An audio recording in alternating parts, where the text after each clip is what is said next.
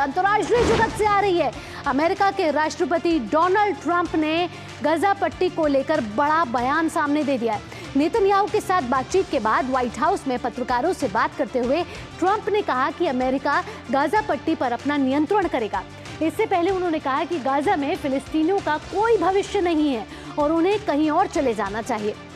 Netanyahu के साथ संयुक्त प्रेस कॉन्फ्रेंस के दौरान राष्ट्रपति ट्रंप ने कहा कि अमेरिका गाजा पट्टी पर कब्जा करेगा और हम इसके साथ काम भी करेंगे।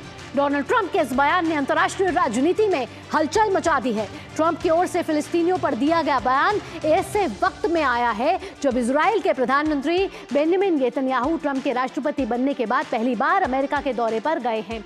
और आइए अब जानते हैं ग्राफिक्स के जरिए कि क्या है ट्रंप का गाजा प्लान।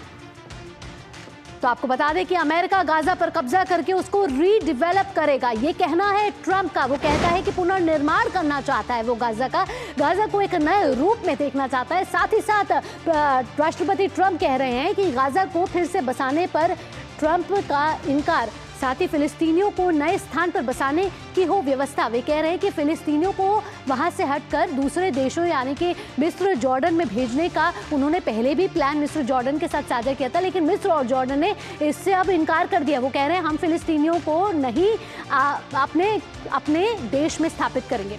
तो बड़ी ही मजबूरी जो है इस समय दिख रही है। साथ ही साथ मिडल ईस्ट में शांति लाने के लिए ये कारगर योजना, ये कहना है राष्ट्रपति ट्रंप का। अमेरिका गाजा पर कब्जा करके उसका पुनर्निर्माण करना चाहता है। आइए अगली ग्राफिक प्लेट का रुख करेंगे जहां ये जानते हैं कि इजराइल के प्रधानमंत्री बेंजामिन नेतन्याहू की क्या मजबूरी रही कि वे जब अमेरिकी राष्ट्रपति ट्रंप के साथ खड़े थे तो वो ये सब सुनते रहे।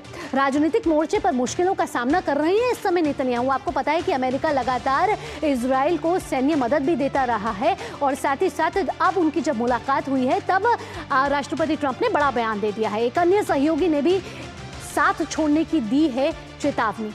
तो नेतन्याहू इजराइल के साथ इस समय जो देश खड़े हैं ट्रंप के बयान के बाद वो भी दूरी करते हुए नजर आ रहे हैं। ऐसा होने पर बहुमत खो देगी नेतन्याहू की सरकार।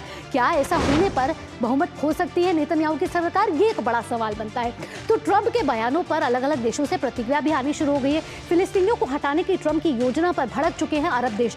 अरब देशों ने कहा है कि हम इस तरीके के ट्रंप की घोषणा को नहीं स्वीकारते हैं। 5 अरब देशों ने अस्वीकृति दी है। वहीं गाजा से फिलिस्तीनियों को हटाने की ट्रंप की योजना को उन्होंने कर दिया है खारिज। उन्होंने सरी से खारिज किया है कि हम जो ट्रंप कह रहे हैं कि गाजा का पुनर्निर्माण करेंगे, साथ ही साथ फिलिस्तीनियों को वहां से हटाएंगे और दूसरे देशों में स्थापित करेंगे, ये जो देश हैं खाड़ी देश है वो नहीं मान रहे। सऊदी अरब, साथ ही साथ कतर, मिस्र, जॉर्डन सभी ने कहा है एक साथ मिलकर कि वो ट्रंप की इस बयान की कड़ी आलोचना करते हैं। इन सब के बीच मुश्किल में फंसे गाजा के लोग, क्योंकि गाजा पर पहले से ही युद्ध का साया है।